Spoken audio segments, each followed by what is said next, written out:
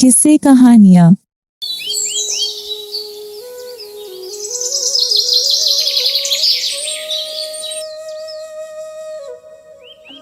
सूरज आसमान में तमतमाया खड़ा था।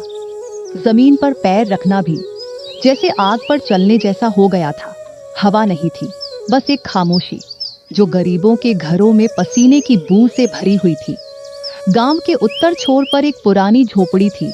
मिट्टी की दीवारें, टूटे छप्पर के नीचे बैठा एक आदमी अपने बेटे की पीठ पर हाथ फेर रहा था। वह आदमी था हरिराम, गांव का सबसे ईमानदार, सबसे मेहनती, लेकिन सबसे गरीब इंसान। ये सूरज हर रोज जैसे मेरी ईमानदारी को और भून देता है, लेकिन क्या करूं?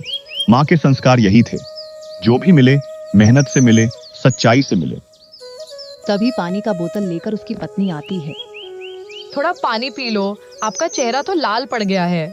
इतनी गर्मी में भी काम कर रहे हो। खेतों में केतारी तो बो दिया है मीना, पर पानी नहीं मिलेगा तो वह मुरझा जाएगा। आसपास की सभी नहरें, कुएं, तालाब सूख गए हैं।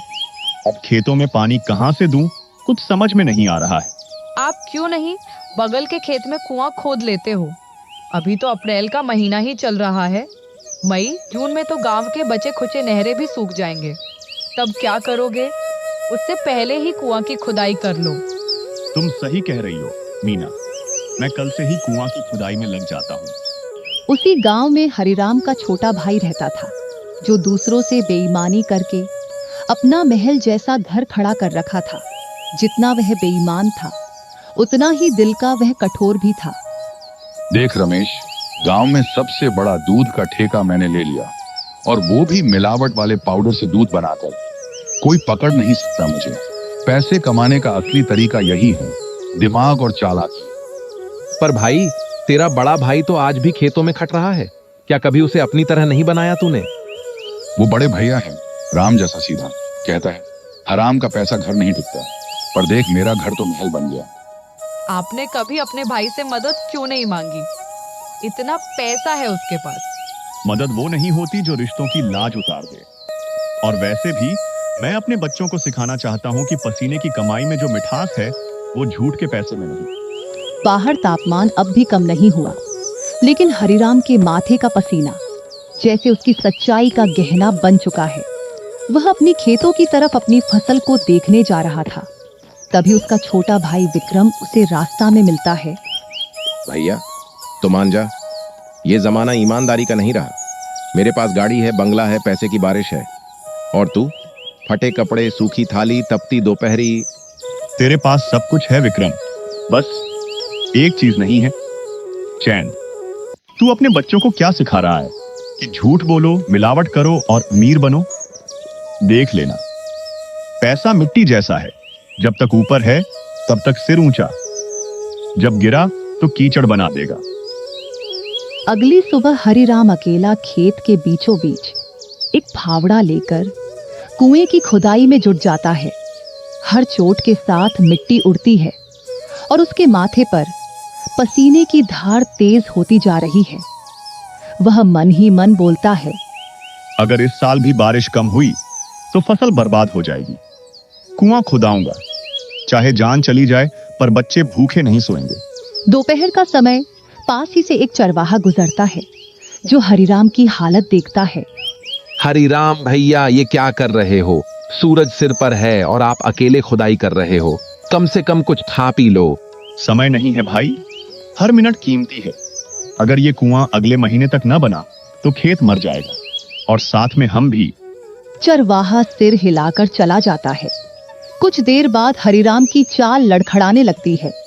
कुछ घंटे बाद हरिराम धूप में बेहोश हो चुका है। उसका शरीर तप रहा है, होंठ सूख गए हैं, फावड़ा पास पड़ा है।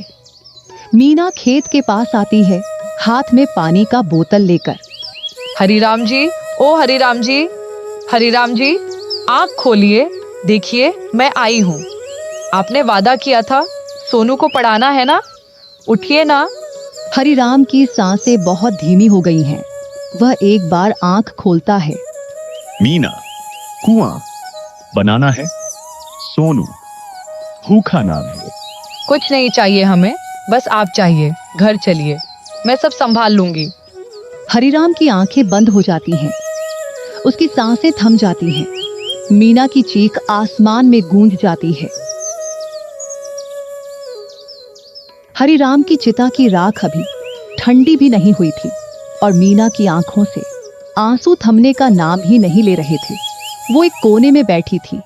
गहरा सन्नाटा उसके चारों ओर पसरा था। उस घर में अब वो आवाजें नहीं गूंजती थीं जो हरिराम के होने का एहसास कराती थीं। बेटे की छोटी छोटी बातें अब मीना के दिल को छलनी कर देती थी। मैं हार नहीं मानूंगी हरिराम जी, आपकी मौत उस कुएं की खुदाई करने की वजह से हुई है। मैं इसे पूरा करके रहूंगी। अगली सुबह मीना ने कुदाल उठाया और कुएं की तरफ चल दी और फिर अधूरा कुआं को खोदना चालू कर दी। कई दिनों के बाद उनकी मेहनत रंग लाई और आखिरकार उसे कुएं से पानी आ गई। ये देखकर गांव वाले दंग रह गए। अब हरिराम का भाई विक्रम उस कुआं को देखकर लालच भर आई। गीता, पानी की समस्या अब होते जा रही है। सारे तालाब कुएं सूख चुके हैं। गांव वाले पानी के लिए तरसने लगे हैं। अगर मैं पानी का व्यापार करने लगूं तो मेरी अच्छी कमाई होने लगेगी। पर आप पानी की व्यापार कैसे करोगे जी? पानी तो कहीं पर भी नहीं है। दूर दूर तक कुएं तालाब सूख पड़े हैं। अरे मूर्ख गीता, तुम्हें क्या पता नहीं है? मीना भाभी ने कुएं की खुदाई कर दी है और उसमें पानी भी निकल आई है। अब देखो मैं व्यापार पानी का कैसे करता हूँ। फिर विक्रम मीना का घर पहुंचता है और मीना से कहता है, भाभी, मुझे आपसे एक बात करनी थी। मुझे यह बात करते हुए खुद ही खराब लग रहा है। वे कुआं वाली जो खेत है, वह खेत बाबूजी ने मेरे नाम पर करके गए थे। शायद भैया ने आपको नहीं बताया होगा।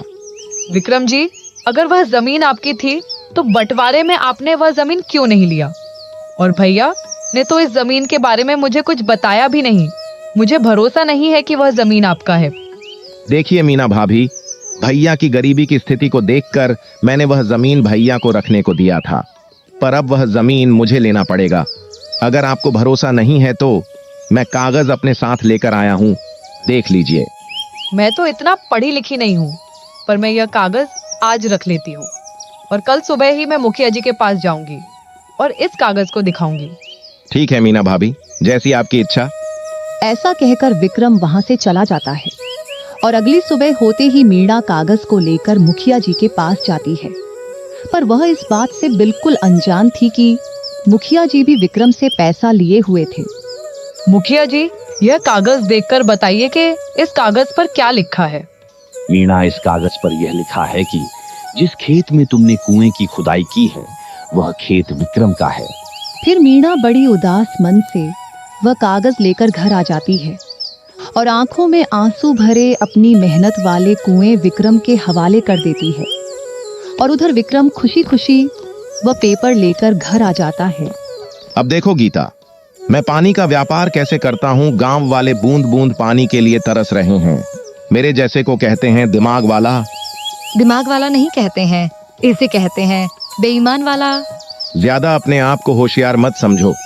आज जो तुमने यह चमचमाती साड़ी पहन रखी हो ना, और होठों में लाली लगा रखी हो, वह सब इसी पैसे की वजह से है।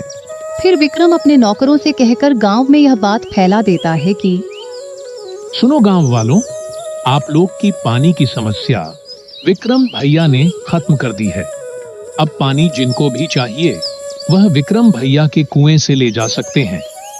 पैसे दे जाओ और पानी ले जाओ। कौन बेच रहा है पानी? विक्रम कहता है कुआं उसका है और अब जो चाहे पैसे देकर पानी ले।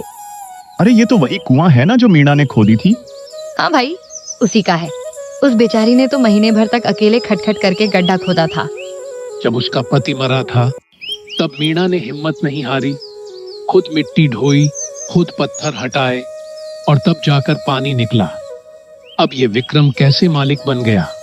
जब यह बात मीना के कानों तक पहुंची तो मीना को यह सोचकर तकलीफ हो रही थी कि उसने जिस कुएं को खून पसीने से सींचा था, अब कोई और उसे दौलत कमाने का जरिया बना रहा। पानी ले जाओ भाई, 10 रुपये में 30 लीटर पानी ले जाओ। पैसे दो, पानी लो, वरना प्यासे रहो। गांव वालों के पास कोई चारा नहीं था। खेत सूख रहे थे, मवेशी प्यासी निगाहों से देख रहे थे और लोगों की मजबूरी विक्रम की जेब भर रही थी। इसी बीच एक दिन गांव में एक बूढ़े थके हुए साधु बाबा आए। उनके गले में माला, कमर में झोला और पांव में फटे हुए चप्पलें थीं। माथे पर भस्म और आंखों में तेज था, पर चेहरा पसीने और थकावट से ढका हुआ। बाबा सीधे विक्रम के कुएं के पास पहुंचे। बेटा, बड़ी प्यास लगी है, एक लोटा पानी दे दो, भगवान भला करेगा। बाबा, भगवान भला तभी करेगा जब उसके पास पैसे होंगे। यहाँ पानी मुफ्त नहीं मिलता। 10 रुपये दो, पानी लो। मेरे पास कुछ नहीं है बेटा, बस एक लोटा पानी चाहिए। तो जा बाबा, बिना पैसे के पानी नहीं मिलेगा। यहाँ दया धर्म नहीं चलता। बाबा का चेहरा उतर गया। वो चुपचाप वहां से चले गए। फिर वो अगले घर पहुंचे। बहन, एक लोटा पानी दे दो, बड़ी प्यास लगी है। माफ करना बाबा, अब तो हम खुद खरीद कर पीते हैं, तुम्हें कैसे दें। बाबा और आगे बढ़े। तीसरे घर गए, वहां भी वही जवाब मिला। थके हुए पांव और टूटी हुई उम्मीदों के साथ बाबा अब गांव के सबसे गरीब घर की ओर बढ़े। वो था मीणा का घर। उसके पास कुछ भी नहीं था, लेकिन दिल सोने जैसा था। मीणा अपनी झोपड़ी में सूखी रोटी सेंक रही थी। बाबा उसके पास पहुंचे।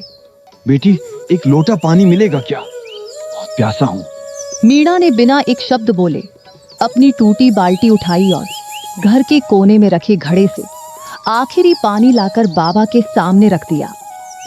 बाबा, ये लीजिए, हमारे पास बहुत नहीं है, लेकिन जो है वो आपका है। बाबा ने कांपते हाथों से पानी लिया, पिया और आंखें बंद करके आकाश की ओर देखा। बाबा थोड़ी देर आंखें बंद करके कुछ मंत्र बुदबुदाते हैं, फिर अपना झोला खोलते हैं। झोले से एक छोटा मिट्टी का मटका बाहर निकालते हैं, जो लाल कपड़े से ढका होता है। बेटी मीणा, तूने सच्चे दिल से एक प्यासे को जल पिलाया है। ये मटका मैं तुम्हें आशीर्वाद स्वरूप देता हूँ। नहीं बाबा, मुझे यह मटका नहीं चाहिए। मैं यह मटका रखकर क्या करूंगी? घर में कुछ सामान नहीं है, तो यह खाली पड़ा रहेगा। बेटी, यह मटका सबको नहीं मिलता। जो ईमानदार और दूसरों की भलाई करता है, उसे ही मिलता है। ये साधारण मटका नहीं है, ये मटका मेरी साधना का फल है। इससे जो भी मांगोगी सच्चे दिल से वो मिलेगा। पानी, दूध, अन्न, घी, जो भी। पर ध्यान रखना, जब मांगना पूरा हो जाए तो इस लाल कपड़े से मटके को ढक देना, तभी यह रुक जाएगा, वरना ये मटका कभी नहीं रुकेगा और सब कुछ बर्बाद हो जाएगा। मीणा ने मटके को अपने पास रख ली और इतना कहकर बाबा मीणा के सिर पर हाथ रखकर आशीर्वाद देते हैं और धीरे धीरे ओझल हो जाते हैं। अगली सुबह मीणा घबराते हुए मटके को देखती है, फिर हिम्मत करके कहती है, मटका मटका, एक लोटा पानी दे दो। अचानक मटके के अंदर से छप छप की आवाज आती है और मटका पानी से भर जाता है। मीणा की आंखें हैरानी से खुली की खुली रह जाती हैं। अब ढक देती हूँ, बाबा ने यही कहा था। वो लाल कपड़ा मटके पर रख देती है। मटका शांत हो जाता है। अब रोज मीणा जरूरत के अनुसार कुछ मांगती, दूध, आटा, दाल, और मटका हर बार उसे वहीं देता। गांव वाले अब धीरे धीरे जानने लगते हैं कि मीणा के घर कुछ चमत्कार हो रहा है, पर मीणा इसे छिपाकर रखती है, किसी को बताती नहीं, क्योंकि बाबा ने कहा था इसका उपयोग जरूरत के लिए करना, दिखावे के लिए नहीं। कुछ महीने बाद अब मीणा का घर पहले जैसा नहीं रहा। टूटे फूटे आंगन की जगह अब पक्की ईंटों की फर्श है। जहां पहले एक खाली कोना था, अब वहीं एक बड़ा सा राशन की दुकान सजा है। आटा, चावल, तेल, मसाले, दाल, साबुन, सब कुछ। गांव वाले अब लाइन लगाकर आते हैं। मीणा बहन, जो सामान तुम देती हो वो तो सेठ की दुकान से भी सस्ता और बढ़िया होता है। यह सब भगवान की कृपा है राधा बहन। मीणा बहन, तुम्हारे पति बहुत ही ईमानदार इंसान थे और तुम्हारे देवर विक्रम उतना ही बेईमान। इसलिए देखो, विक्रम का व्यापार ठप हो गया है। बेईमानी का फल जरूर मिलता है और ईमानदारी का फल में देर है, पर अंधेर नहीं। यह सब औरतों की बातें खड़ा होकर विक्रम सुन रहा था और फिर उसे मीना से जलन पैदा हो गया। वह सोचने लगा कि आजकल मीना भाभी के बहुत चर्चे हो रहे हैं और मेरा मजाक उड़ाया जा रहा है। क्यों ना हम मीना भाभी की दुकान में ही आग लगा देते हैं। ना रहेगा बांस और ना ही बजेगी बांसुरी। उसी रात विक्रम ने मीणा की दुकान में आग लगा देता है और घर में चुपचाप जाकर सो जाता है। सुबह होते ही गांव में पूरा हाहाकार मच जाता है कि मीणा की दुकान में आग लग गई है और सब कुछ जलकर भस्म हो गया है। जब मीणा को इस बात की खबर मिली तो मीणा बहुत ही उदास हो गई और आंखों से आंसू बहने लगे। मीणा की आंखों में आंसू देख मटके को बर्दाश्त नहीं हुआ। तभी उस मटके से आवाज आता है, क्यों रो रही हो? मैं हूं ना, हिम्मत मत हारो। जो तुम्हें चाहिए वह फिर से मुझसे मांग सकती हो और आगे अपना रास्ता बना सकती हो। जो जैसा करता है उसको उसका फल जरूर मिलता है। यह सुनते ही मीना को एक उम्मीद की किरण नजर आई और फिर से वह अपनी राशन की व्यापार को चालू की। मीना की तुरंत दुकान खोलने की बात विक्रम को अंदर से झकझोर कर रख दिया। उसने मन ही मन सोचने लगा, आखिर में यह मीना भाभी ऐसा क्या करती है कि यह तुरंत ही अपना राशन का व्यापार चालू कर ली। अब तो और भी गांव वाले मुझे ताना देंगे। मुझे इसका पता लगाना ही होगा, चाहे कुछ भी हो जाए। विक्रम गुस्से में मीना की जासूसी करने का फैसला करता है। रात के समय विक्रम अपने गमछे से मुंह ढककर मीना के घर की खिड़की से झांकता है। अंदर मीना घड़े के सामने बैठी है। मटका मटका 2 बोरी चावल दे दो। मटके से बोरी भर चावल निकलता है। विक्रम की आंखें फटी की फटी रह जाती हैं। मैं भी कितना मूर्ख था। मुझे जड़ तक पहुंचना था और मैं सिर्फ ऊपर ही देखकर दुकान को जला डाला। जड़ तो यह मटका है, तो राज इस मटके में है। जो मांगो वो देता है। अब यह मटका हमारा होगा। विक्रम खिड़की से आता है और मीना के आंगन में चुपके से मटका चुरा लेता है। अब देखो असली बादशाह कौन बनता है। विक्रम मटका लेकर घर पहुंचता है और अपनी पत्नी बेटे को जगाता है। अब हमें इस गांव से जाना है। हमारे पास बिना मेहनत किए अब सब कुछ होगा। ये देखो मटका। अरे यह मटका लेकर क्या करोगे? अचार लगाओगे क्या? अरे पगली, पहले चलो हमारे साथ, फिर मैं तुम्हें बताऊंगा। अरे इतनी रात में कहाँ लेकर जा रहे हो? पहले मुझे बता भी तो दो कि बात क्या है। थोड़ी देर सब्र करो, मैं सब कुछ तुम्हें बता दूंगा। कुछ दूर चलते ही वह लोग तालाब के पास पहुंच जाते हैं। विक्रम, पत्नी और बेटा नाव में बैठते हैं। मटका उनके पास रखा है। नाव धीरे धीरे बह रही है और दूसरी तरफ एक नया गांव दिखाई दे रहा है। विक्रम बैठे बैठे सारी बात अपनी पत्नी को बता देता है। क्या जी, इस मटके से सच में सब कुछ मिलेगा? हाँ देखो, अभी मटका 5 बोरी चावल दे दो। मटका से चावल निकलने लगता है। अब चावल से नाव भरने लगता है। तभी पत्नी बोलती है, अरे अब तो नाव भारी हो रही है। नाव डगमगाने लगती है। पत्नी डरने लगती है। विक्रम, बंद करो इसे, बहुत हो गया, पानी अंदर आ रहा है। रुक जा मटका, बस कर, बंद हो जा। मटका नहीं रुकता क्योंकि उसे लाल कपड़े से ढका नहीं गया। अब चावल गिरते जा रहे हैं और नाव डूबने लगी है। विक्रम और उसका परिवार पानी में डूबते दिखने लगे। विक्रम के लालच की वजह से उसे और उसके परिवार को अपनी जान गंवानी पड़ी। मीणा मेहनती और ईमानदार थी। भले ही मटका अब उसके पास नहीं थी, लेकिन आज तक मटका ने जो भी दिया था, मीणा ने अपने मेहनत से उसे दुगना कर दिया था और खुशी से जीने लगी। इस कहानी से हमें यह शिक्षा मिलती है कि लालच बुरी बला है। दोस्तों, अगर आपको वीडियो पसंद आया हो तो लाइक और शेयर जरूर करें। चैनल को सब्सक्राइब करना ना भूलें और बेल आइकन दबाएं ताकि आप हमारी हर नई कहानी सबसे पहले देख सकें। मिलते हैं अगली मजेदार कहानी में।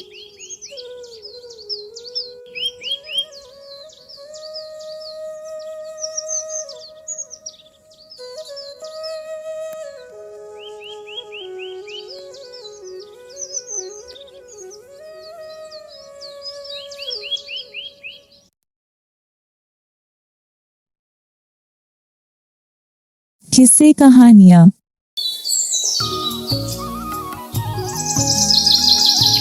जयप्रकाश अपनी पत्नी रेखा और बेटी सुमन के साथ रहता था। जयप्रकाश का गांव में बहुत सम्मान था। सब गांव वाले उसकी बात मानते थे। उसके सामने बोलने की किसी की हिम्मत नहीं होती थी। एक दिन रेखा अपनी बेटी सुमन से कहती है, बेटी, तू शादी क्यों नहीं करना चाहती है? तेरे पिताजी तेरे लिए कितना परेशान रहते हैं और एक तू है जो शादी करने के लिए तैयार ही नहीं है। आखिर क्या वजह है इसकी? माँ, अगर तुम इतना कह रही हो तो मैं शादी कर लूंगी, लेकिन मेरी एक शर्त है। मैं शादी उसी लड़के से करूंगी जो मेरी हर बात मानेगा। अगर ऐसा कोई लड़का है तो मैं उससे खुशी खुशी शादी कर लूंगी। अब ऐसा लड़का मैं कहाँ से ढूंढ कर लाऊं तेरे लिए? मेरी बेटी, एक बात हमेशा ध्यान रखना, पत्नी को पति की हर बात माननी चाहिए। और एक तू है, उल्टा रिवाज चला रही है। कोई सुनेगा तो क्या कहेगा कि पत्नी पति पर हुक्म साधती है और पति चुपचाप उसकी बात मान लेता है। देखो माँ, अगर तुम मेरी शर्त नहीं मानोगी तो मैं कभी शादी नहीं करूँगी, चाहे कुछ भी हो जाए। किसी तरह ये बात गांव के जमींदार के आलसी बेटे के कानों तक पहुंच गई। ये बात सुनकर उसे बड़ा आश्चर्य हुआ। उसने सोचा, ये कैसी अजीब शर्त है? मैं इस लड़की का घमंड चकनाचूर कर दूंगा। मैं भी आज कसम खाता हूँ, किसी लड़की से शादी करूंगा और कभी इसकी बात नहीं मानूंगा, चाहे जो भी हो जाए। अगले ही दिन कमलेश अपनी माता के पास गया और कहने लगा, माँ, मैं जयप्रकाश की बेटी सुमन से शादी करना चाहता हूँ। क्या हो गया है बेटा तुझे? क्यों मजाक करता है? कल तक तो तू शादी के नाम से मुंह बनाता था और आज एकदम शादी का ख्याल तेरे दिमाग में कहाँ से आ गया? चल मान ले, अगर हम तेरी शादी कर भी दे तो तू अभी कुछ करता धरता भी तो नहीं है। बीवी बच्चों का गुजारा कैसे करेगा? हम तेरा कब तक साथ दे सकते हैं? कभी न कभी तुझे कोई काम तो करना ही होगा। माँ, मैं अभी कुछ सुनना नहीं चाहता हूँ। मुझे बस शादी करनी है, वो भी जयप्रकाश की बेटी सुमन से। तुम पिताजी से बात करके जयप्रकाश के घर जाओ, उसकी बेटी का हाथ मांगने मेरे लिए। रुक्मणी अपने पति उदय भानु से कहती है, बेटा जवान हो गया है, तुम उसका विवाह कर दो, मुझे भी थोड़ी राहत मिल जाएगी। इतना बड़ा घर है, मुझसे इतना सारा काम नहीं हो पाता है।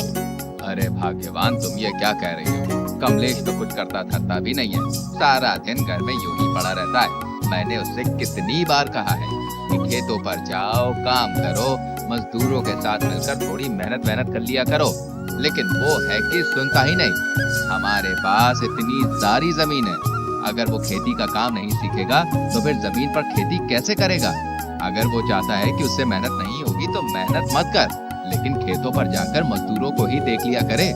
मजदूर सही से काम कर रहे हैं या नहीं कर रहे हैं, या समय ही पास कर रहे हैं। अब मैं अकेला कौन कौन सा काम देखूं? तुम सही कहते हो, लेकिन अभी वो नासमझ है। अगर हम इसका विवाह करा देंगे तो ये खुद ही काम करने की सोचेगा और इसका ये आलसीपन दूर हो जाएगा। कहे तो तुम बिल्कुल वैसे सही रही हो। तुम्हारी नजर में कोई लड़की है कमलेश के विवाह के लिए? हमारे गांव में जयप्रकाश जी रहते हैं, वो एक सम्मानित और अच्छे इंसान हैं। उनकी बेटी सुमन बहुत ही खूबसूरत और सुशील है। अच्छा, तुम जयप्रकाश की बेटी सुमन की बात कर रही हो? अरे जयप्रकाश तो बहुत ही अच्छा इंसान है, गांव के सभी लोग उसकी बहुत इज्जत करते हैं। हम कल ही जयप्रकाश के घर चलेंगे कमलेश के रिश्ते के लिए। तुम तैयारी शुरू कर दो। अगले दिन उदय भानु और उसकी पत्नी जयप्रकाश के घर पहुंच जाते हैं। अरे जमींदार साहब, कैसे आना हुआ? सब खैरियत तो है ना? हाँ जयप्रकाश जी, सब ठीक है। दरअसल हम यहाँ पर तुम्हारी बेटी सुमन का हाथ मांगने आए हैं, अपने बेटे कमलेश के लिए। हमें पता चला है कि सुमन बहुत ही शिक्षित और समझदार है। ये तो बहुत अच्छी बात है, आपने बिल्कुल सही किया जमींदार साहब। इससे हमारी दोस्ती रिश्तेदारी में बदल जाएगी।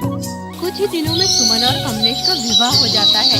शादी के 2-4 दिन के बाद कमलेश सुमन से कहता है, तूने अपनी माँ से कहा था ना कि तू उस लड़के से शादी करेगी जो तेरी हर बात मानेगा, लेकिन मैं कभी भी तेरी कोई बात नहीं मानूंगा। अब देखता हूँ तू कैसे मुझसे अपनी बात मनवाती है।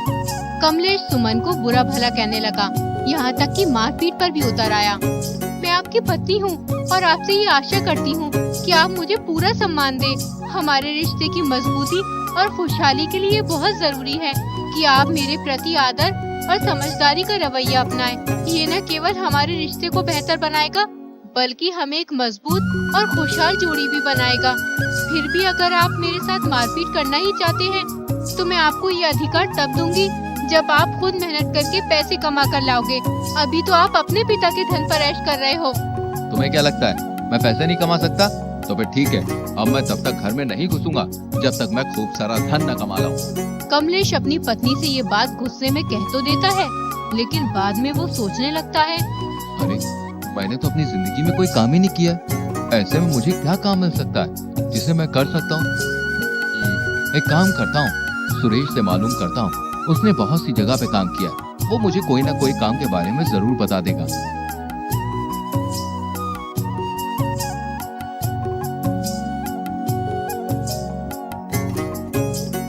कमलेश सुरेश के घर पहुंच जाता है और सुरेश से कहता है, सुरेश, तुमने यार बहुत सी जगह पे काम किया, मुझे भी कोई काम करना है।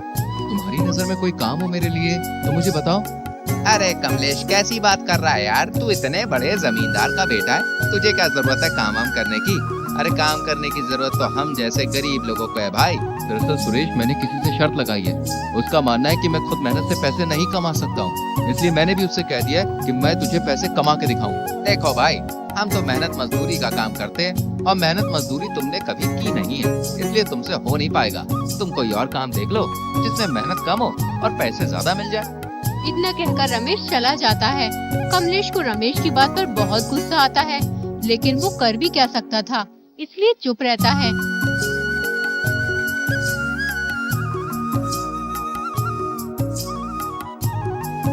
कमलेश बगैर किसी को कुछ बताए धन कमाने की तलाश में निकल पड़ता है।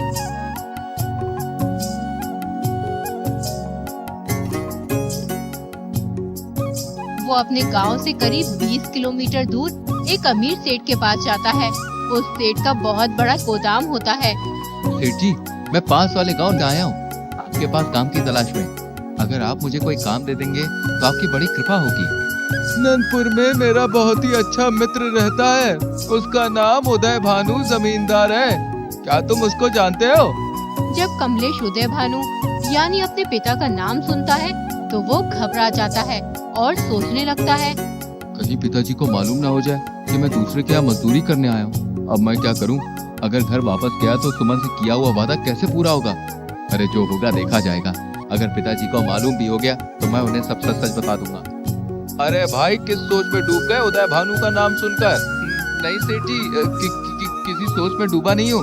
हाँ, मैं उदय भान जमींदार को जानता हूँ, बेचारे बहुत ही ईमानदार और नेकदिल इंसान है। अब तो तुम्हें काम देना ही पड़ेगा, तुम मेरे मित्र के गांव से जो आए हो। देखो भाई, अगर तुम मेहनत और लगन से काम करोगे तो अच्छा पैसा कमाओगे। सेठ जी कमलेश को काम पर रख लेते हैं।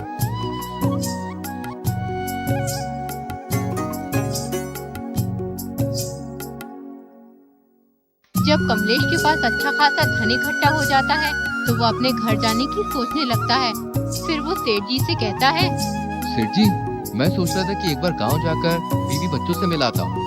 तुमने बिल्कुल सही सोचा कमलेश, बीवी बच्चों से मिलना भी जरूरी है।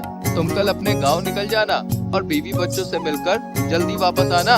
कमलेश इकट्ठा किए हुए सारे पैसे लेकर अपने गांव की ओर निकल जाता है। रास्ते में उसे दो ठग एक पेड़ के नीचे खाना खाते हुए मिलते हैं। वो कमलेश से कहते हैं, अरे भाई, इतनी जल्दी में कहाँ जा रहे हो? आओ आओ, हमारे साथ खाना खाओ। कमलेश को बहुत तेज भूख लग रही होती है, इसलिए वो ठगों के कहने पर खाना खाने बैठ जाता है।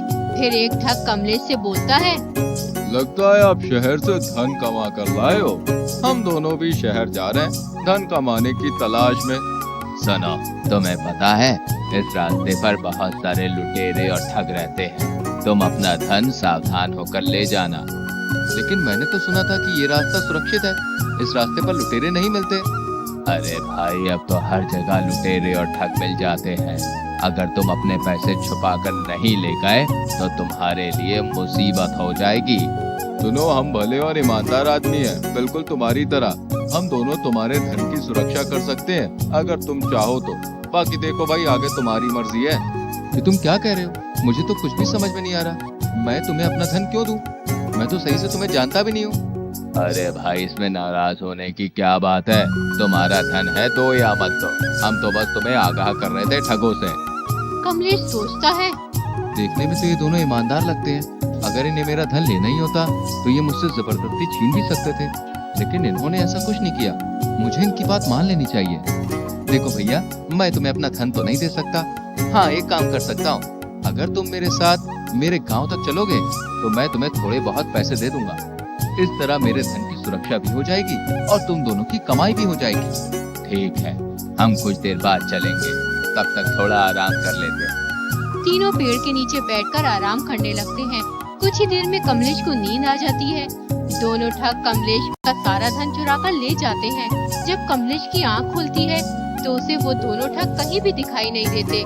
तो वो हड़बड़ाकर अपना धन देखता है तो उसे धन भी नहीं मिलता है। इसलिए कमलेश बहुत परेशान हो जाता है। धीरे धीरे रात होने लगती है। कमलेश को दूर उजाला दिखाई देता है। वहाँ एक बुढ़िया का घर था। कमलेश ने बुढ़िया से कहा, मैं शहर से धन कमा कर लाया था। रास्ते में मुझे 2 आदमियों ने ठग लिया। मैं बहुत थका हुआ हूँ। क्या आप मुझे अपने घर में ठहरने के लिए थोड़ी सी जगह दे सकती हैं? बुढ़िया बहुत ही नेक दिल की औरत थी। उसकी कोई औलाद नहीं थी। उसने कमलेश को अपने घर में रुकने की आज्ञा दे दी।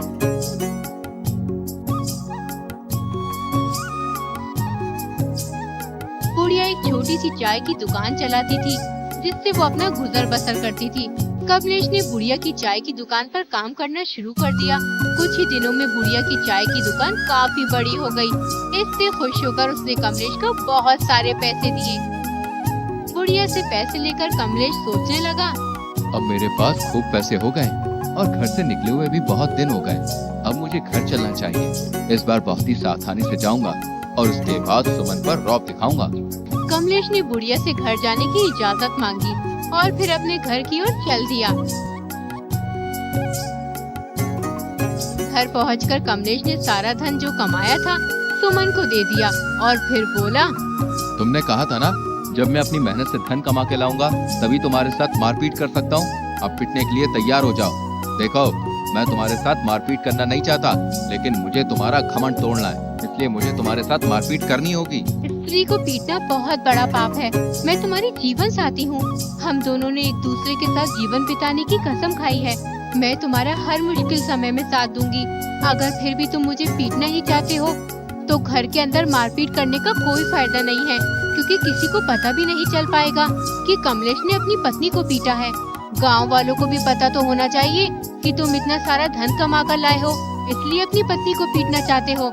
आज आराम कर लो।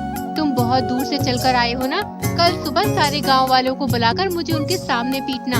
कमलेश अपनी पत्नी सुमन की बात मान लेता है। अगली सुबह वो सभी गांव वालों को इकट्ठा करता है।